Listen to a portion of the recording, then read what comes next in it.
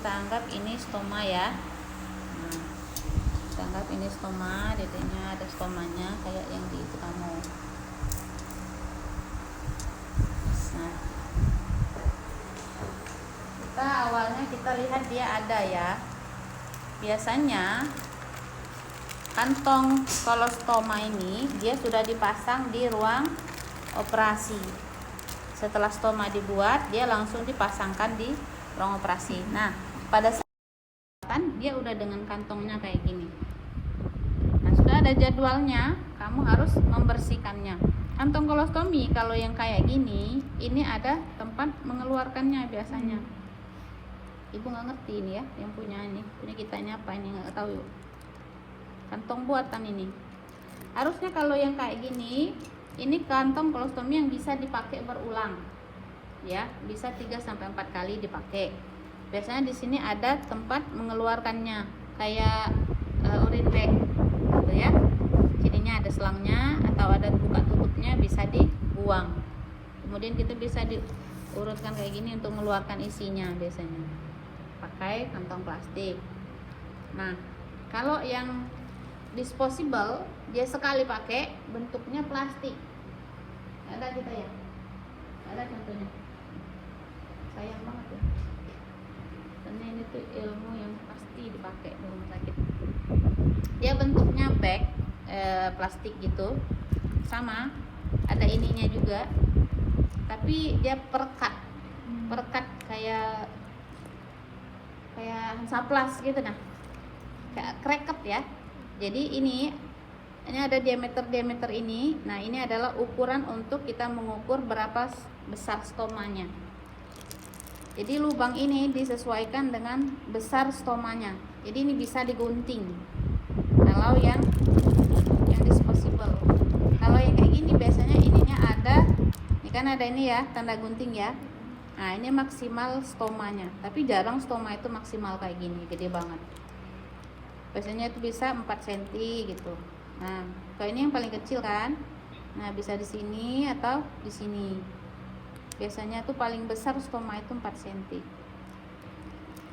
Nah, caranya bagaimana kamu mengukur stomanya? Kamu lihat ini misalnya stomanya. Kemudian kantong stomanya ini kamu lipat nih kayak gini. Plastiknya jangan dilipat juga, tapi ya. Nah, kayak gini. Nah, ini ukuran stomanya. Kalian ukur nih dari atas, dari sampingnya gini. Nah, kamu lihat kan? Ini stomanya. Berarti dari sini nih, ya kan? Nah, sini ke sini. Jangan disentuhkan ya. Kamu bisa lihat, oh berarti 3 cm. Nah, yang ini boleh kamu gunting. Digunting ininya. Ada pula guntingnya. Ini ya, digunting nih di sini. Oke, udah digunting. Setelah digunting, ini ada perekatnya biasanya. Perekat yang ini dulu dibuka, kemudian ditempelkan di sininya, dipasin tadi lubang stomanya ya, kemudian dimasukin, baru perekat yang sebelah sininya diangkat, set, baru dipasang. Nah, tempel. Nah, kantongnya ini di atasnya, jangan kebalik ya. Kalau dia bentuknya yang kayak gini, yang kayak urine bag ini, yang dipakainya bisa 3-4 kali, berarti dia ada kantong yang mengarah ke bawah untuk pembuangan ya. Tapi kalau yang disposable, dia bentuknya cuma kayak kantong aja, segi 4 gitu, transparan, kelihatan dia. Jadi langsung ditempel kayak gini, itu udah kelihatan stomanya di situ. Nanti kelihatan nih produk stomanya, akan kelihatan di kantongnya. Nah, biasanya kita sudah harus dibersihkan, enggak harus penuh ya. Udah kelihatan dia 1/4 aja isinya, itu fesesnya, berarti kan kantongnya udah menggelantung nih ke bagian tubuh dedeknya nih atau pasiennya. Nah, itu sudah boleh harus diganti ya. Kenapa harus cepat diganti? Tetap itu tadi alasannya, supaya nih feses yang udah di sini jangan sampai nih kemudian menguap ya kan, menguap apalagi sampai meluber, apalagi misalnya dia bergerak-gerak ada ini kan ya, pasiennya miring tumpah misalnya ke sisi yang di sininya tadi tuh. Nah, Kalau di sisi sininya basah, kemudian mengenai kulit-kulit di sekitar stoma, ini bisa menyebabkan infeksi. Ya. Apalagi anak-anak ya, dia riskan dan mudah sekali infeksi. Imunnya belum begitu kuat. Jadi harus segera diganti. Caranya gampang banget. Kamu tetap ya harus cuci tangan, pakai handscoon. Dan kamu lihat kalau ininya rekatnya tadi tuh lumayan keras, kamu boleh pakai NaCl atau kapas alkohol ya untuk melepas perekatannya itu. Nah, jadi rekat. Dilepasnya pun harus mengikuti gravitasi tubuhnya ya. Kalau dia dari sini ke sini, berarti dari sini ke sini ya. Jangan kayak gini ya. Kalau kayak gini ini tumpah, ini bisa ke mana-mana. Karena cairan hasil dari produk stoma ini, cairannya itu licin, kental, bau. Kamu bayangin feses diare lah ya. Nah kayak gitulah bentuknya di dalam situ. Jadi pelan-pelan dibuka dari sini ke sini. Nah baru kayak gini. Misalnya ini kantong yang disposable ya, jangan dilipat ya, langsung aja kayak gini masukin ke kantong sampah. Udah dibuang. Baru kamu, misalnya kamu ini kotor tangannya, ganti handscoonnya bersih ya. Kalau handscoon bersih boleh dipakai seperlunya. Kalau kotor ganti gitu. Dah, takutnya ini misalnya kamu menjaga banget ya, kotor bekas ini tadi, kamu ganti handscoon yang bersih. Jadi membersihkan sekitar stoma ini menggunakan kapas steril ya. Kapas ini ada yang udah dibuka. Terus komnya ada? Nggak ada. Kom. Ini kasa dipakai kan harusnya ada komnya. Kom steril, NaCl. Nah, ya.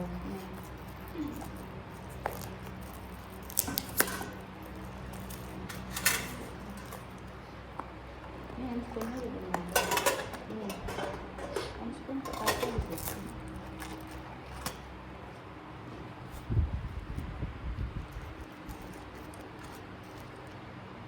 Ini isinya NaCl ya.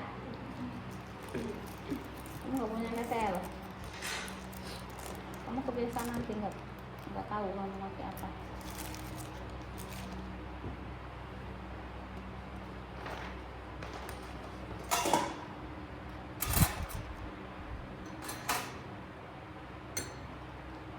Ini harusnya pakai handscoon ya.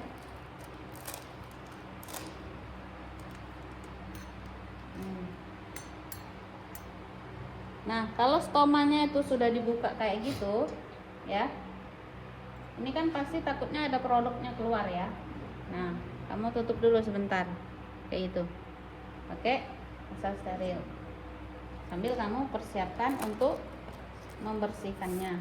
Nah, ini banyaknya kasa dibutuhkan berapa, tergantung kamu lihat kotor atau tidaknya stomanya, ya, sekitar sini. Halupnya nggak ada ya? Ada. Oke. Kamu perhatikan yang ibu contohkan langkah-langkahnya dan apa yang ibu sebutkan, apa yang kamu butuhkan, ya. Besok kamu pas praktek atau ujian segala macam harus lengkap, ya. Oke. Ini kita membersihkan, ini direndam pakai NaCl. Airnya ini NaCl, bukan air alkohol ya, atau air biasa apalagi. Ini NaCl. Setelah kamu ini lihat, ini dibuka, udah dibuka, kotor apa enggak ini? Kalau ini enggak kotor, ini boleh dilipat, dipakai untuk membersihkan area pinggirnya. 1 kali usap aja. Nah, 1 kali kayak gini, lingkaran dibuang. Kemudian ambil yang udah basah tadi, diperas. Kamu bisa meres ini pakai ini ya. Harus bisa menggunakan pinset. Ini pinset harusnya ada yang chirurgis. Kalau buat meres-meres, kalau semua anatomis dia nggak nyambut. Ya, ini semua anatomis. Sama 1 kali usap aja ya di sekeliling stomanya. Stomanya boleh itu kamu dep-dep aja. Kelihatan stomanya mungkin agak basah, baru di dep atasnya. Nah, ingat ini produk stoma bisa keluar sewaktu-waktu ya. Jadi kamu harus selalu siap dengan ini kasa yang lain. Misalnya udah kelihatan dia mulai belubuk, tutup. Oke, asal yang ada ya. Nah, tutup. Liatin tuh, udah selesai ya. Nah, dilihat dulu, diperhatikan stomanya kemerahan apa enggak. Lihat tanda-tanda infeksi apa? Rubor. Ya, rubor, Tumor, dolor. Nah, diperhatikan di situ ada enggak rubornya, kalor, dolor, tumor ya.